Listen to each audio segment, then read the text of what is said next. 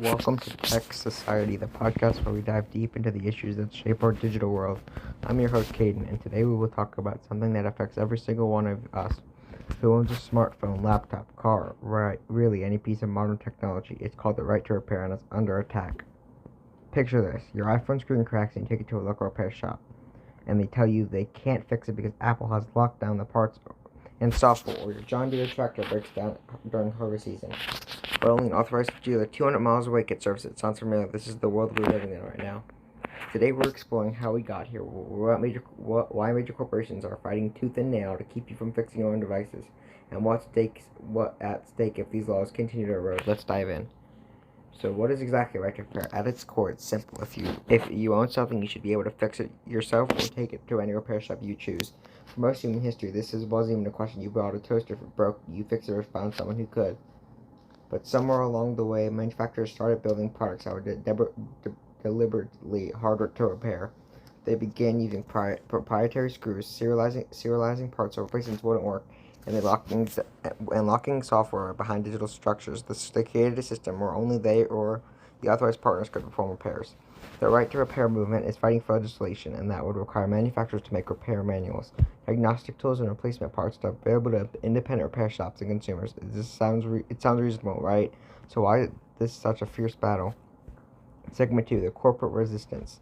The pushback from the major corporations has been well funded. Apple, Google, Microsoft, Tesla, John Deere, they've all spent millions lobbying against the right to repair legislation. Their arguments usually fall into three categories.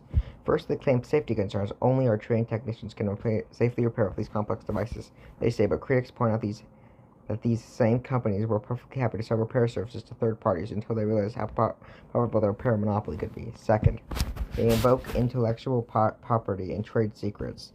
They argue that opening repair would expose proprietary information, but right to repair advocates counter that you don't need to know how to build a car engine that replaces a spark plug. Third, and perhaps most tellingly, they warn about security risks. Apple famously argued that allowing independent repair shops access to iPhone components could have criminals unlock stolen phones, yet security researchers have repeatedly shown that access doesn't inherently compromise device security. But here's why they don't want you to talk is what they don't want you to talk about: the money. Repair services are incredibly profitable. Apple Services division, which includes repair, generated over $78 billion in revenue in 2023. That's more than many entire Fortune 500 companies make in total. Segment 3: the real world impact. This isn't just an abstract policy debate. It's affecting real people in real ways. Let me tell you about Louis Rosman, a repair shop owner in New York who became one of the faces of the movement. He spent years documenting how manufacturers make simple repairs unnecessarily expensive and complicated, or consider farmers who became unlikely allies in this fight. Modern tractors are basically a computer on wheels. When they break down during critical planting or harvest seasons, farmers can't afford to wait weeks for an authorized dealer. Some have even resorted to buying illegal jailbroken software from a Ukrainian hackers just to repair equipment on their own. There is the environmental angle. The EPA estimates that Americans throw away over 6 billion pounds of electronics every year. Much of this isn't because devices are truly broken, it's because repairs made it artificially expensive and impossible. When a $1,200 iPhone costs $600 to repair at the Apple Store, many people just buy a new one. And let's talk about economic inequality. When you only authorize repair shops can fix your device, and they charge premium prices who gets left out. Lower income communities often rely on independent repair shops that offer more affordable services. Right to repair restrictions even effectively created a two-tier system where wealthier customers get repairs and everyone else gets disposable technology. Segment 4: legislative battles. This legislative landscape has been a roller coaster. The European Union has been leading the change, passing right to repair rules for appliances like refrigerators and washing machines. They've also been pushing similar rules for smartphones and tablets. In the United States, the fight has been state to state. New York made headlines in 2022 when it became the first state to pass comprehensive right to repair legislation, only to have Governor Kathy Hochul sign a significantly watered down version that excludes most consumer electronics. Minnesota, Oregon, and California have passed various forms of right to repair laws, but each has limitations. The tech industry has been remarkably effective at either defeating these bills outright or exploring their filled loopholes. At the federal level, President Biden issued an executive order in 2021 that's directing the FTC to draft right to repair rules, but progress has been slow, and the industry's lobbying power machine is formidable. One of the most interesting aspects of the debate is the question of innovation. Manufacturers often argue that right to that repair restrictions are necessary to drive innovation.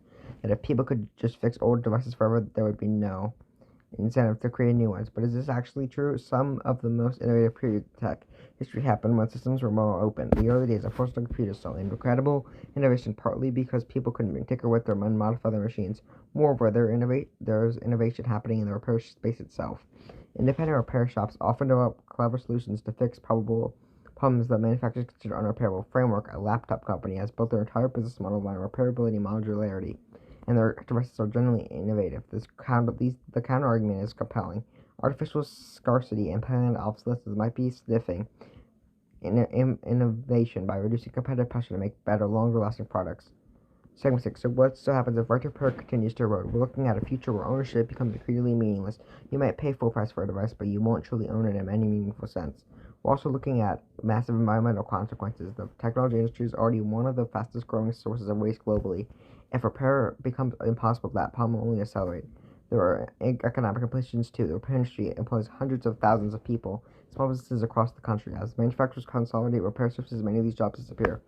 And there's a cultural dimension. The ability to understand, modify, and repair the technology we use is fundamental to technological literacy. When devices become black boxes that only corporations can open, we lose something important about our rich technology. Segment 7. But it's not all doom and gloom. There are signs in the tide that might be turning. Apple, under pressure from both regulators and consumers, has started offering some parts and tools to independent repair shops. It's limited and expensive, but it's a movement in the right direction. Other companies have taken notice. Fairphone has built an entire brand around repairability and sustainability. Steam Deck maker Valve has partnered with iFixit to provide official spare parts and repair guides. The repair company itself is stronger than ever. Platforms like iFixit provide detailed repair guides for thousands of devices. YouTube is full of repair tutorials. There's a whole generation of people learning to fix their own stuff.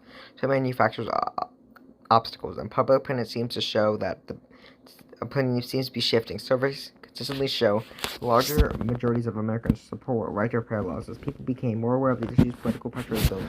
The right to repair law isn't just about fixing broken chains or replacing batteries. It's fundamental questions of ownership, sustainability, and corporate power in the digital age. Are we going to accept a world where corporations can impossibly disable product features and products we bought, where software update can brick a device that was working perfectly, or fixing something simple requires a PhD in electrical engineering, pilot proprietary tools, or are we going to fight for more open, sustainable, and equitable approach to technology? The choice is ours. But it's only if we act now. Because once these rights are gone, getting them back would be much, much harder. That's all for today's episode of Tech and Society. If you want to get involved in the right to repair movement, check out organizations like iFixit, the Repair Association, and the public interest research groups in your state. Your devices and independent will thank you. Until next time, keep questioning, keep learning, and keep fighting for a digital future.